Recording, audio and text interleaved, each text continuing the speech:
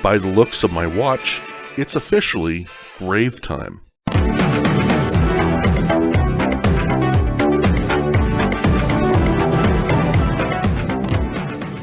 Hey everybody, today we're going to check out the Woodbridge Masonic Cemetery. Now for those of you wanting to know where Woodbridge, California is located, it's in San Joaquin County. It's near the northwest side of Lodi along the McCallum River. Woodbridge was founded in 1852 by Jeremiah Woods and Alexander McQueen, who established a ferry across the McCallum River. The ferry enabled a new road to be routed between Stockton and Sacramento. In 1858, they built a wooden bridge at the site of the ferry, which became known as Woods Bridge, hence the name Woodbridge. The local Masonic Lodge number 131 oversees and takes care of the Woodbridge Masonic Cemetery. It was founded in 1852 with its first burial. Now, in order to get into the cemetery, it's by appointment only because the property is gated due to the years of vandalism that has taken place. And as I walked through this cemetery, there was quite a bit of damage done. And it's really sad because there's a lot of really interesting people, as we're all going to learn today on this episode of Grave Time. As I dive into the names of the people that are buried here at the cemetery, be advised that I'm doing my best to pronounce some of these people's names.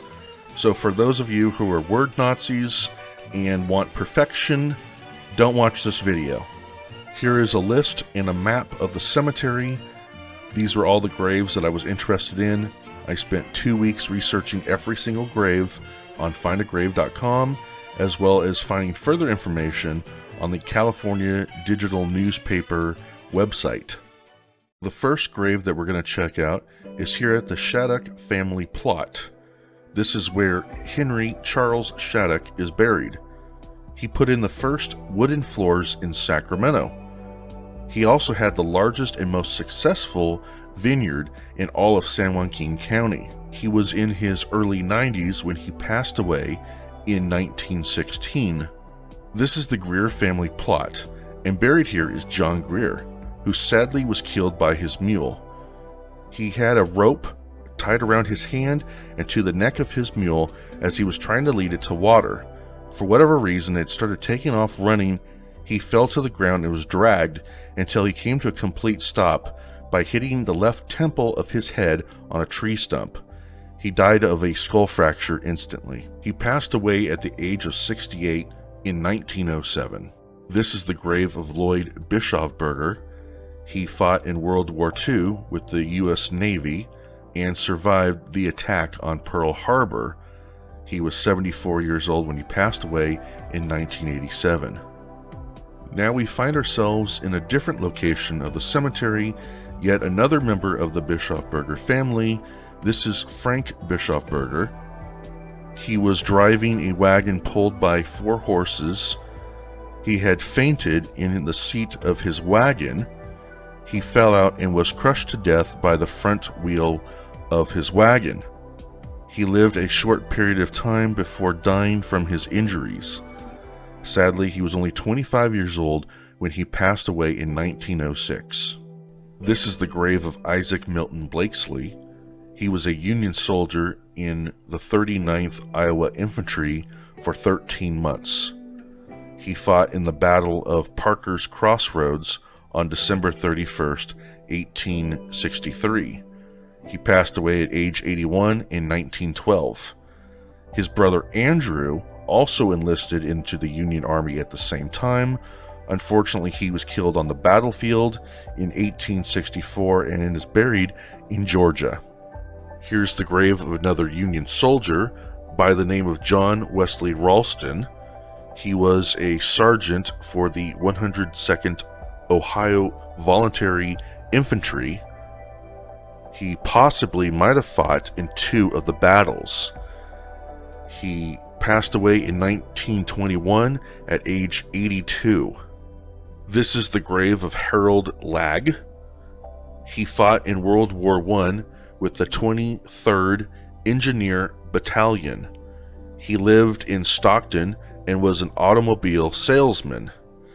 In 1926, 4 days before Christmas, he was out with a customer going on a test drive. He never came back, and it was deemed that he was kidnapped. Sadly, he was killed by the guy that was test driving the vehicle. The man was caught, tried, and was eventually hung at Folsom Prison. Harold Lagg was 28 years old when he had died.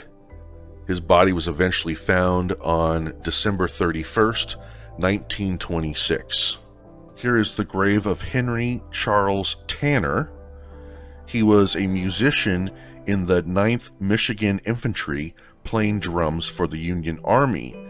In 1864, he was promoted to full drum major. I chose his grave because I too play drums and have been for the past 25 years. So this grave meant a lot to me. Tanner had passed away in 1924 at age 81. This is the Thornton family plot. This is the grave of Arthur Thornton, who is the founder of the town of Thornton.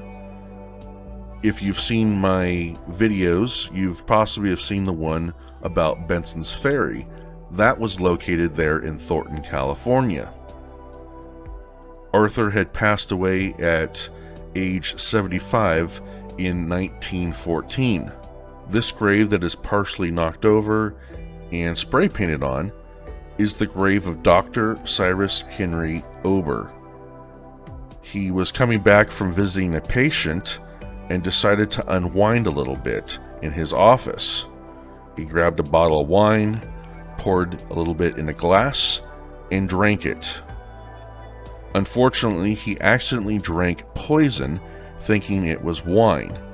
His stomach was pumped and had been heavily corroded due to the toxins eating away the inside liner of his stomach.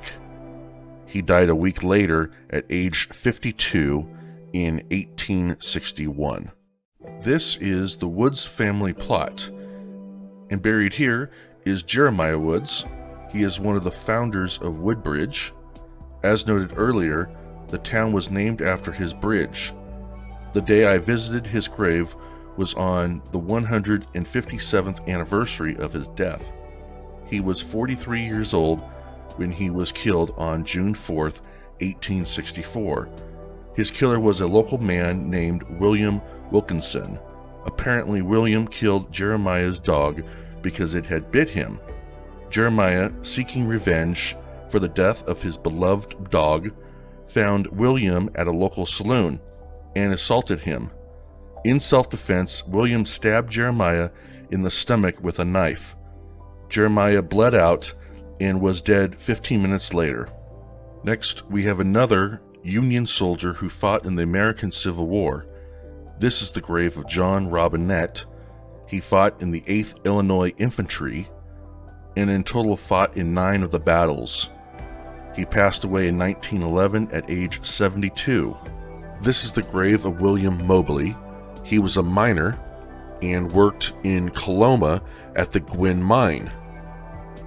He had passed away at age 22 in September of 1904 when he fainted and fell 2,000 feet to his death. He had fallen 2 other times before, but survived. This is the Ogden family plot, and we're here to pay our respects to Henry Thomas Ogden. He was a Union soldier who fought for the 9th Regiment Iowa Infantry. He fought in 7 of the battles and passed away in 1920 at the age of 78 years old. This is the Lilly family plot, and we're here to check out the grave of Theron Rufus Lilly. He was a popular figure in Lodi, best known for breaking a world's record in cycling across the United States in 1893. He rode his bicycle from San Francisco to New York in 57 days, beating the old record of 66 days by cyclist Frank Bielsen. He said the toughest ride was through the Nevada desert. He died in 1910 at the age of 41 from suicide. His wife Emma wanted a divorce. He was so brokenhearted that he rented out a hotel room and called the local undertaker to pay him a visit. Before the undertaker had shown up, Theron Lilly had gotten a gun and blew his brains out. When the undertaker showed up, Theron Lilly was laying on the floor in a puddle of his own blood. This is the McClellan family plot, and buried here is Amos McClellan. His nickname was Mac, and he was a Union soldier for the 38th Indiana Infantry. He fought in 15 of the battles. He moved to California with his family. He helped build the railroads in Valley Springs, California. He also was a conductor for the Valley Springs train. He was the oldest and longest worker there. He was a Freemason, a member of the Elks, Knights of Pythias, Oddfellows, and Knights Templar. When he had passed away in October of 1918 at age 75, he had the largest funeral ever in the history of Woodbridge, California. This is the Huron family plot, and buried here is William Huron. He was a Confederate soldier for the 3rd Kentucky Cavalry. He fought in 12 of the battles and passed away in 1923 at the age of 78 years old. Early on in the research for the Woodbridge Masonic Cemetery, this particular grave caught my interest, and this is a story that needs to be told. This is the grave of Albert Parsons Bellows. He served as a sharpshooter for the Union Army under the 11th Vermont Infantry. In October of 1864, he was in Virginia fighting the Battle of Boyton Plank Road when he was shot in the right thigh. There he laid wounded on the battlefield for 5 days without food or water. Eventually he was found by the rebels, who robbed him and sent him to a Confederate hospital for treatment. From there he was a prisoner of war at Libby Prison Hospital. While being held captive, he found great compassion from his fellow brothers in the Masonic Order. He was paroled in February of 1865. He moved westward to California for farming with his family. He died in 1919 at the age of 73 years old. This is the Covell family plot, and buried here is Elbert Covell. He was the founder of the Elbert Covell College, the first Spanish-speaking college in America, located at the University of the Pacific in Stockton, California. He was also a very successful vineyardist.